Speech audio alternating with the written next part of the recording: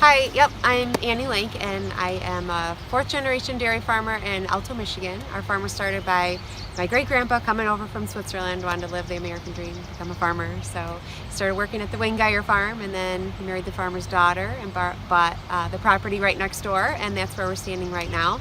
So that was 105 years ago, and we think it's pretty cool to be a centennial farm, but we're really hoping to make it to the next to make it to 200 years. So we've got 95 years left to go. And right now there is my dad and uncles who are the senior partners, and then myself and my two cousins, Tom and Matt, who are part of the next generation. Like my great grandpa started out with a handful of cows, and just as the family grew, our farm grew. Right now we're milking about 2,200 cows and farming about 5,000 acres. So most of that we work with other landowners, and yeah, we've got about 51 people who work on the farm, so a lot going on around.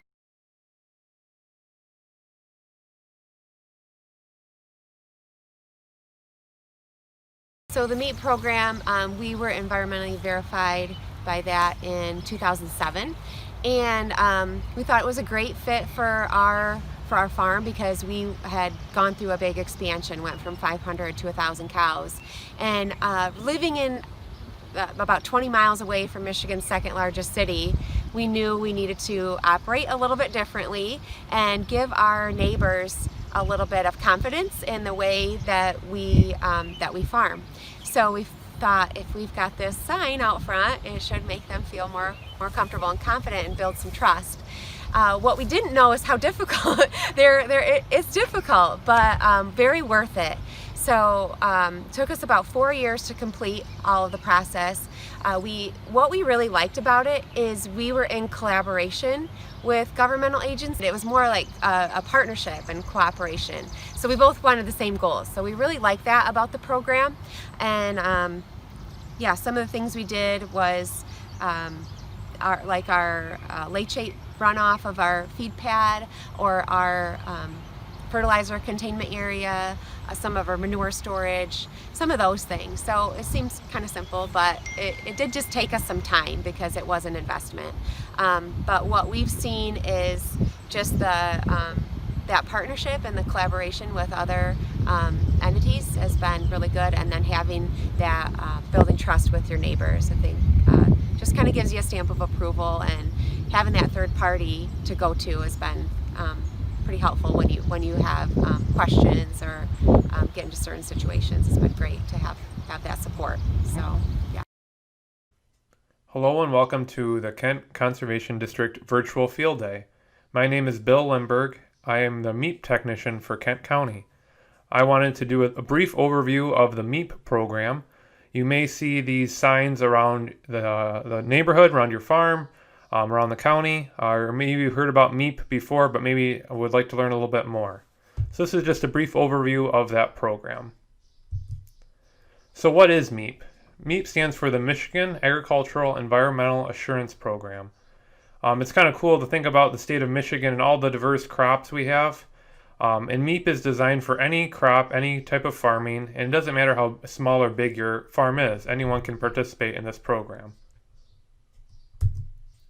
So kind of the history of MAEAP. Why does MAEAP exist? So back in the late 1990s, agricultural groups had a vision of creating a environmental program where they could show that they are being proactive, getting ahead of any future regulation. The whole program is not mandating farmers how to farm or what they must do, but just showing examples of safe farming practices and generally accepted agricultural practices that are going to be good for the environment and good for the farm. So in 1998, this vision, partnering with state lawmakers, came up with the MAEAP program. And over the years, we've added and changed a little bit. Back in 2002, the first farm was verified in the livestock system. Verified means that they've gone through and all the things that they would need to do to be considered environmentally safe are being done.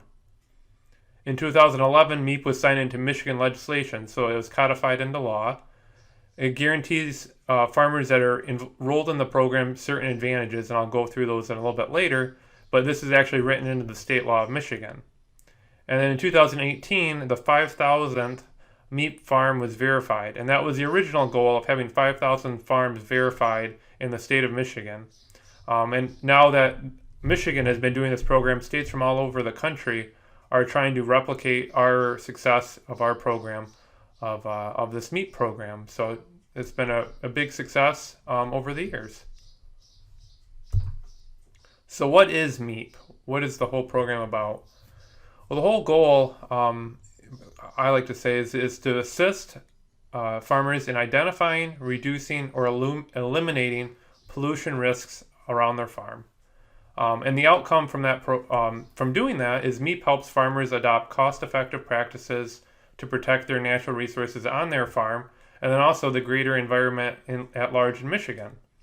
As I mentioned, any size farm or commodity can work through this program to get that recognition. And participation is voluntary, so the farmer doesn't have to participate. It's up to them if they want to continue or they want to go through this program. There's no cost to participating. The program is funded by the pesticide and fertilizer tax, so farmers are helping to pay for that program regardless either way. So if they do participate, they're getting the resource out of that. And then it's confidential. So anything that the MAEAP program would talk about or see on the farm would give you ideas about how you could improve things is held strictly confidential, and that's written into the state law again.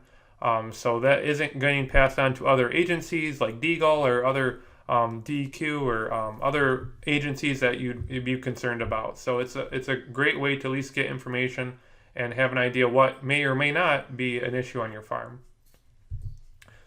So some environmental outcomes in 2019. So what happened from the farms that did participate? What can we look at? What have they done? So all this is about protecting, for the first point here, erosion. So the MAEAP farms in 2019 protected 36,000 dump trucks. So I have a little picture there of a dump truck with soil. So from practices either they were implemented or have been implemented on the MAEAP verified farms, they've saved that much soil from being eroded off their farm and downstream. Phosphorus loading is another big topic you'll hear about in the news. MAEAP verified farms have reduced the amount of phosphorus that could have produced 168,000 tons of algae. So I kind of have a hard time picturing how much algae that is, but there's a picture of what you don't want in your water. And then finally, nitrogen, another contaminant in water. MAEAP verified farms reduce what could have contaminated a lot of gallons of water to health advisory limits, or 25,000 Olympic swimming pools. So that's a lot of water that MAEAP verified farms, from practices they've implemented or were doing ahead of time, have protected a lot of water in our state. Next thing I just want to show is some real world examples of some things that MAEAP verified farms have done. And one of the things I didn't mention is there is some cost share money too associated with the MAEAP program. So the next several pictures are all slides that I've been able to help offset the costs for the farmer to implement these practices. So essentially they got them at no cost. So the first picture here is a fueling area. And you can see that there's a cement pad located in front of the fueling area. So that was something the farmer added to meet MAEAP standards. And we were able to help pay for that cement pad for them. So again, that was at no cost to them. So if there ever was a spill there on that pad, it wouldn't get leached into the groundwater on the farm. So protecting the farmer's water supply. Also with water supply, the image on the left is water testing. So I've done a lot of water tests looking for nitrates and bacteria in the farm water supply. So making sure our water is safe to drink, it has no signs of potential issues. And the image on the right is a backflow preventer. So that was in a greenhouse where they were using some fertigation, putting nutrients through drip lines. And we were able to help offset the cost of a backflow preventer. So if they ever had a sudden loss of pressure, the nutrients in that fertigation system would not get pulled back down through the system back into the well, into the water supply there. So again, helping protect the water. The last example I have here is a picture of a loading zone. So the picture on the left is at an apple orchard. It was kind of a satellite farm location where the apple farmer was loading his chemicals to go out and spray, but it was relatively close to where their well was located. So they either needed to put some type of containment area or put in a new well further away.